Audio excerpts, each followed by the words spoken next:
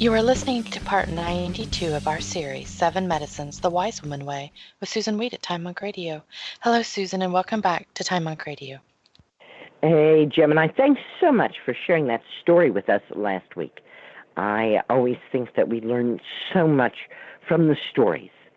Certainly, it's good to have information, ask this, do that, here's resources, and so on. Those are really important. But somehow, what really sticks in our memories are the stories. And so I was very interested when I started reading about a kind of new thing that is being done called prehab. And I was looking around for somebody who had a prehab story, and I haven't found anybody yet. But I'm going to keep on looking. That's partly because it's a pretty new technique. But we were talking last week about the fact that the fitter you are going into surgery, the faster you're going to recover. And the stronger your immune system is, the less problems you're going to have with the infections.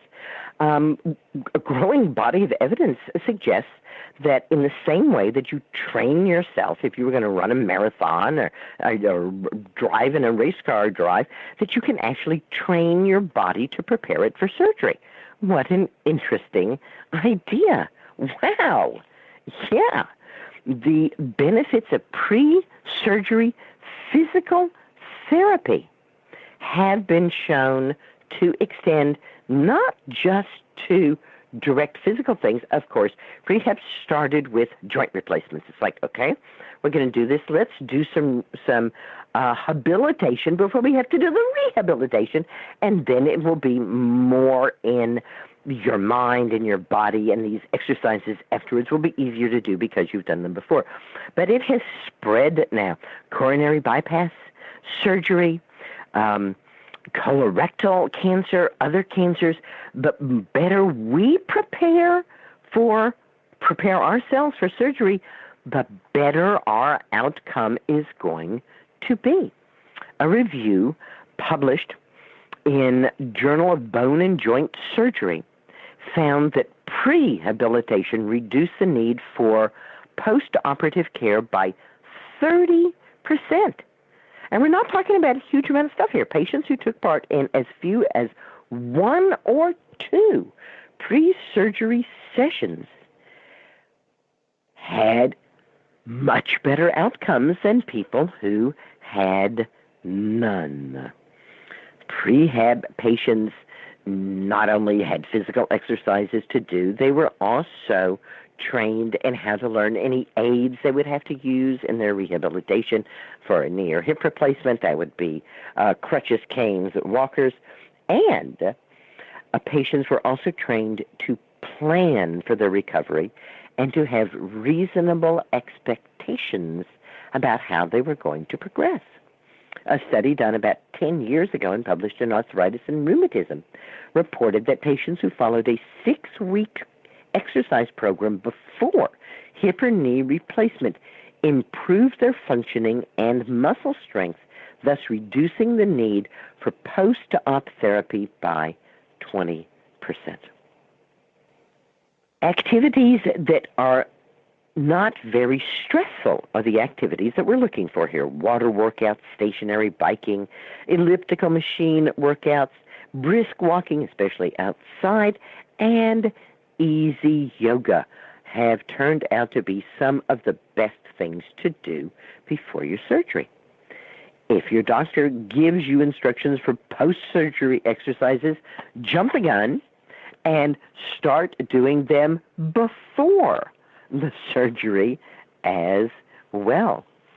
We have found that prehabilitation has a measurable effect on overall fitness, strength, range of motion, balance, endurance, circulation, healing, mood, and the ability to get back to normal daily activities after the surgery. Wow. Prehab your body. Get ready for surgery by getting your body ready. And then create a recovery plan. There's a couple of prehab groups that you might want to get in touch with. The STAR, S-T-A-R program, offers strategies to improve your physical and emotional health before surgery or before cancer treatment.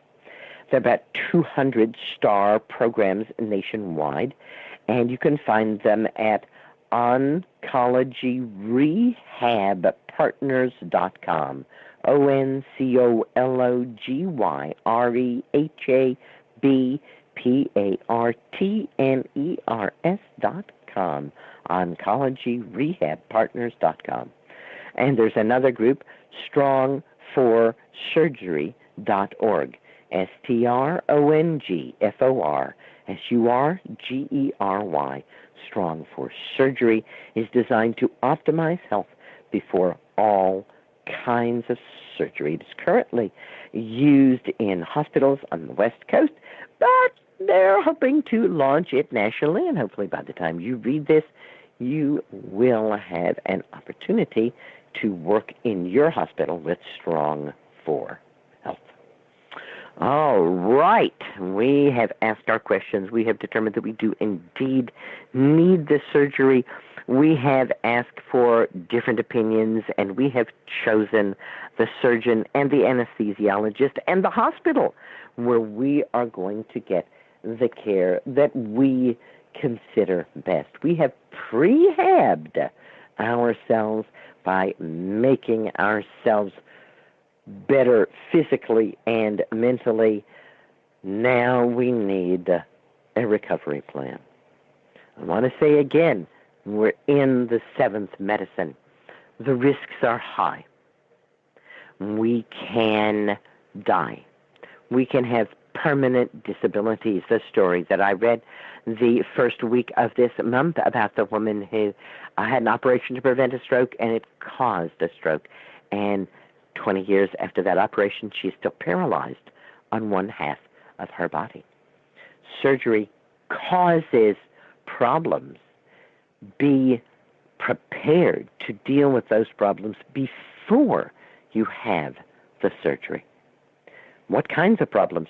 Blood clots, which we just talked about, mental diminishment, nerve damage, scars, adhesions, damage to the heart and the lungs, nausea, dizziness causing falls, which can actually crack your head open.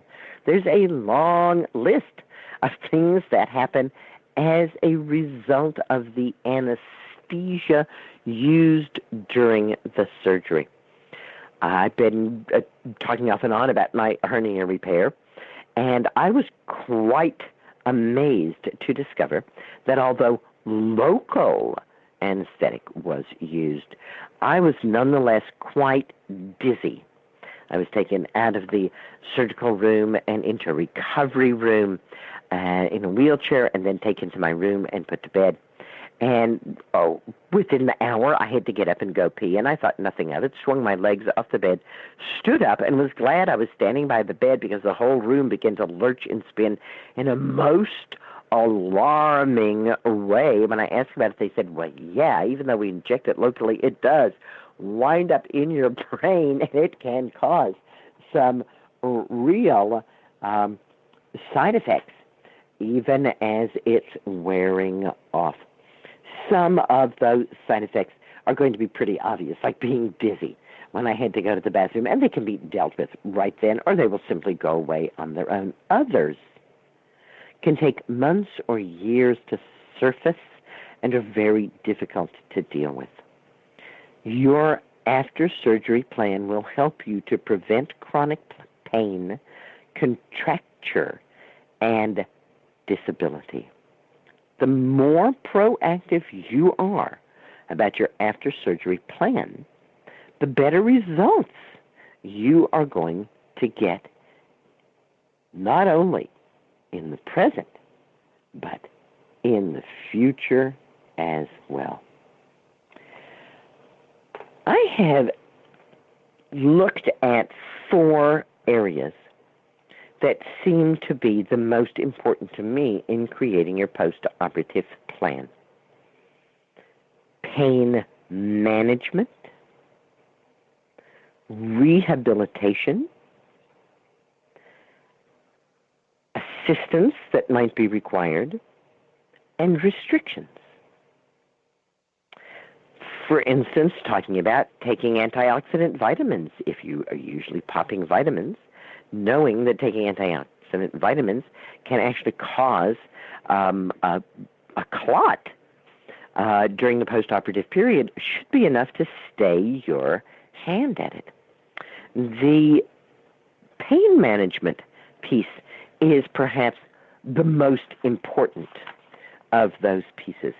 The body is not hardwired in the way that it relates to pain, and by using wise pain management during and after the surgery, the real problems with pain management can be avoided. And to think about the real problems with that pain management, we need to, again, go back months to the first programs that I did about the sixth medicine, pharmaceutical medicine, when I was talking about opiates and opioids and the current epidemic of opioids and death from opioids that is going on in the United States. And the vast majority of those people who are taking opioids were given those opioids after surgery for pain management. The vast majority of us are very easily addicted to opioids and opiates. And becoming addicted to opiates like heroin or morphine can be a lifelong addiction. It's very difficult to get off. But becoming addicted to opioids is a lifelong addiction. It is virtually impossible to get off. And the consequences of coming off can be worse than the consequences of staying on. Overdoses are extremely frequent, and I notice that doctors are now being advised to prescribe, at the same time that they prescribe an opioid, the drug that will stop the death from overdose so that it's available in the same household so that other people in the household have the possibility of saving the life of their beloved. But again, the real best decision here is not to take opiates or opioids at all. And you're thinking, but hey, I just had surgery. We're going to be talking about anesthesia and different anesthesias next month. And in many surgeries, a general anesthesia is used in which you are completely knocked out. However, even while that is being done, it is also possible to have a nerve block, a more local form of anesthesia, which actually works longer to prevent post-operative pain. So the general anesthesia is going to be given in doses that you'll come immediately out of as soon as the surgery is done. We don't want you under general anesthesia. There's dangers there. But that nerve block can go on for hours and hours and hours, so you don't need any other pain relief in the immediate post-surgical period. Again, discuss with your anesthesiologist the fact that you do not wish to take opioid or opiate drugs after your surgery. What can be done during the surgery to help make that happen?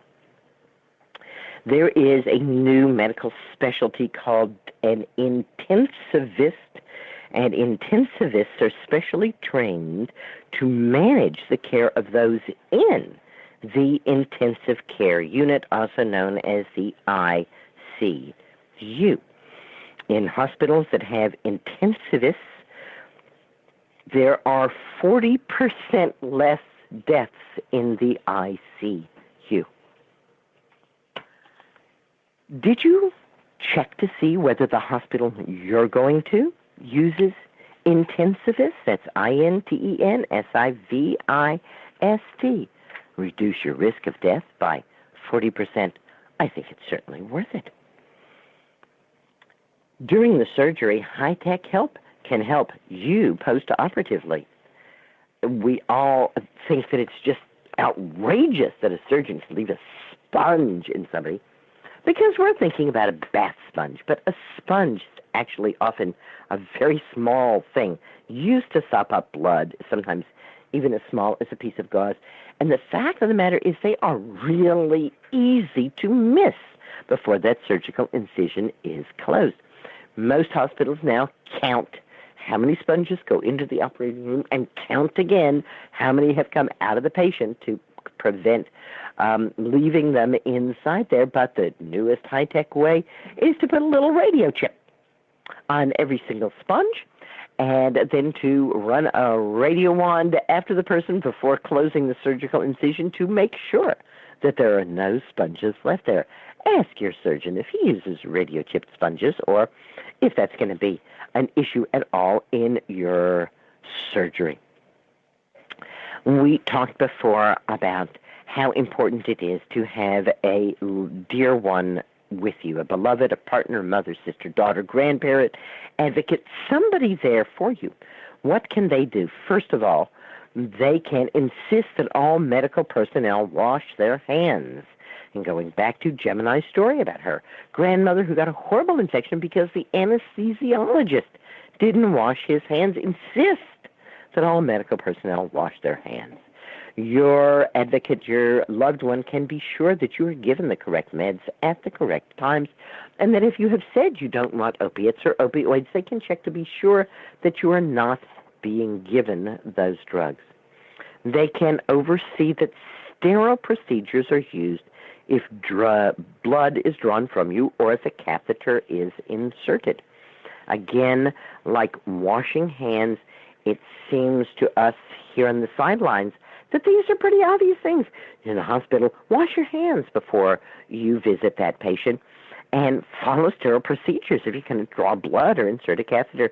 But people get busy. They're pressed for time. Managed care has taken away a lot of the good heart feeling of doing medicine. So you need an advocate there to make sure that sterile procedures are used. And they can sanitize the surfaces in your recovery room and your hospital room. They can come with alcohol wipes, bleach wipes. Yeah, every one of us has somebody like that we know. Get that person to come to your hospital room and keep it immaculate and sterile for you. Your advocate or loved one is also going to see to it that you are hydrated. Often, and we will talk about whether or not this is really necessary, but often we are told to limit fluids for quite a while before surgery, leaving us very dehydrated. After the surgery, they can get you ice, they can bring you nourishing herbal infusion, they can see to it that you get more fluids. I was just listening to a tape series, and one of the problems that they were talking about was a alcohol hangover, and they said basically the things that are happening in an alcohol hangover are because the person is dehydrated. And so when I was then reading about being dehydrated during surgery, I thought, oh, it's a surgical hangover. You don't get enough fluids, and you get a surgical hangover, and you think that's from the surgery or the anesthesia, and it may not be. It may just be that you need some ice, some water, some infusion. Your beloved, your advocate, the person who's there with you in the recovery room can rub arnica gel on your feet. It doesn't matter where the surgery is. The arnica gel goes on your feet. My sweetheart went in for bypass surgery, and I had to fly to the other side of the continent to be present at my dad's memorial service. Talk about really wanting to be in two places at once. So I got a dear friend to go and to be in the recovery room when he came there and supplied her with a tube of arnica gel, which she rubbed on his feet. If I have any magical thinking at all, it probably centers around arnica gel, but I'm not so sure that it's really magical thinking. Just last week, I was in a very weird accident with a fork, which actually stuck into the knuckle of my small finger. And there was like this hole, this huge hole. It didn't perforate the skin, but it was able to go quite deeply under the knuckle. Hurt like crazy. I grabbed the arnica gel, put a big glob of arnica gel on it, showed it to the apprentices 10 minutes later, and they gasped. Because not only is my finger no longer bruised, and you can see the bruising spreading from this injury, but you couldn't even see that little kind of whole groove that the tine of the fork had made. And yes, I was completely out of pain. Yay for arnica gel. It's homeopathic arnica gel. It may be just a thought form, but it's the thought form that I see working over and over again to relieve the physical things that occur to us when we are traumatized, and surgery, make no mistake, is incredibly traumatizing. As you emerge from general anesthesia, it's kind of odd. The local anesthesia, you're not really going to emerge from because you were awake the entire time. But with general anesthesia, you are out. And when you come back, you're coming back in a way that is a little difficult for your brain. One anesthesiologist said that really it's kind of like your brain has to reboot when you come back out of general anesthesia. So your helper can be there with you to help orient you and to help your brain reboot as you emerge from general anesthesia. They can also help you get to the toilet. I'm not the only one who has surgery, gets up and suddenly finds the room spinning. About 15% of post-surgical patients fall, and yeah, they fall because they're going to the bathroom, and a third of those who fall suffer such a serious injury that they have to stay in the hospital to deal with that injury. You need somebody there to help you get out of bed, especially that first time, and especially if you have had general anesthesia. And, of course, your advocate is going to focus love on you before, during, and after the surgery. They might also have a few tricks up their sleeve besides that arnica. It's estimated that more than 80% of people coming out of surgery, especially those who have had general anesthesia, are going to be nauseated or have chills. And the remedy for both of those is ginger. Yay! How easy is that? They could bring a thermos of ginger, hot tea of ginger, really nice after surgery. Or they can do it easy and just bring a bag of candied ginger. Yeah, for the most part, white sugar is not a good idea. But you know what? A little white sugar after surgery, it's not a bad idea. And white sugar and the candied ginger is not going to throw any kind of good eating plan totally out of whack. But it's going to get energy into you. Remember, a lot of people feel exhausted after anesthesia. So that your sugar is going to bring in energy, and the ginger is going to warm you. And ginger is probably the best anti-nauseant herb on the planet. It was even used in the space mission because the astronauts get space sick. You think car sick is bad? I'm told that space sick is a lot worse, and ginger can successfully deal with that. So make sure your helper has some ginger on hand. In addition to the arnica gel, they may wish to have some arnica as homeopathic pellets. Many health food stores that sell a variety of things will sell homeopathic remedies, and arnica is one that is used by so many people that they are just about bound to have it.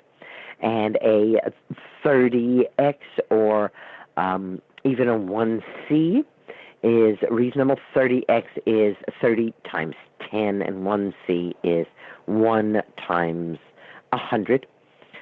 So they're pretty close to the same dilution. And I mentioned arnica before, that it relieves trauma. The arnica gel on the feet will relieve trauma systemically, but for some people, taking the homeopathic tablets of arnica provides even better relief from the trauma. Arnica also speeds healing. One of my favorite post-surgical herbs is Hypericum perforatum. That's St. John's wort, or St. John's wort as I call it. And your helper can bring that in as homeopathic pellets. The homeopathic pellets of Hypericum are used to help prevent nerve damage after the surgery and to speed the healing of the nerves, as well as to help prevent infection, especially viral infection. The tincture does exactly the same thing, but does it even better, and that is tincture of the fresh plant.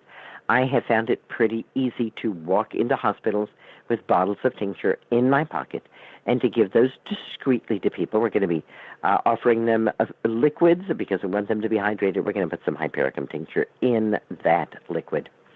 Again, in my recovery from my hernia surgery, I had both homeopathic arnica and homeopathic hypericum, as well as tincture of hypericum, using the homeopathic remedies in the few hours immediately post-operative, and then moving to the tincture as I moved out of that immediate post-operative period. CBD-rich cannabis or skullcap, either one tinctured, is my choice for the best pain relief. I prefer to take small drops in the 5 to 6 drop range and to take that frequently. So I take 5 or 6 drops of CBD-rich cannabis tincture or 5 or 6 drops of skullcap tincture, and the pain goes away. And as soon as I start to feel the pain coming on, I take more. In the early stages of things, that might mean that I'm taking it every hour or two, but as time goes on, I can lengthen the time between the doses. Neither one of these can harm you if you take more or if you take it more frequently. They're pretty easy to use to control your pain the way you want to control your pain. And let's be sure that we have some anti-infectives on hand. Echinacea, especially Echinacea tincture, is, of course, one of my favorite anti-infective herbs. I think about a student who called me up very upset. Her mom had a hip replacement, and it was going bad. There appeared to be some infection deep in the hip. They'd given her antibiotics, which didn't seem to be touching it. And I asked her what anti-infective herb she had on hand, and she had usnea on hand. And I said, that is a really good one because usnea can go very deep. And she went into the hospital and started giving her mom usnea along with a little water, and gave her a dose every hour or so, and within 24 hours she had indeed gotten rid of that infection. So go to the hospital with anti-infective agents in your overnight bag. Get your beloved who's going to be there with you to bring anti-infective agents, echinacea, usnea, poke root, whatever you think is the best for you. And get up. All right, don't fall down, but get up. You know, we used to have this image of the person after surgery, and they were laying in bed, and they got the flowers and the get well cards, and we would go and visit them. We now know that that's the worst possible thing to do. Again, in Schuldeis Clinic, right, we were encouraged within the hour after our surgery to get up and start walking, get moving. What's the greatest danger to you after surgery is a blood clot that can cause a stroke or cause your death. What's the best way to prevent that blood clot? Get moving. I'm going to take that even one step further. For me, the best way to heal after surgery is to get out of Dodge. Yeah, I spent that night before. I had my hernia surgery. I spent the rest of that evening, got some good food brought in, and slept there. And the very next morning, I went and I said, I want to check out against doctor's orders. And they said, but that's against doctor's orders. I said, that's right. And you have a form that allows me to check out against doctor's orders. And they gave me all the reasons why I shouldn't, and I was adamant that I would. And I signed the form, and I left. Let's face it, the surgeons are really good at surgery. The hospitals are really good at what they do, but they're not there to help you heal after surgery. I have even more to say about healing after surgery, so I guess that will be next week and next month. I'm wishing everybody green blessings, and thanks especially to Gemini at Time Monk for helping me to reweave the healing cloak of the ancients and restore herbal medicine to its rightful place as people's medicine. Thank you, Susan. It's our pleasure. And this concludes part 92 of our series, The 7 Medicines the Wise Woman Way, with Susan Weed at Time Monk Radio.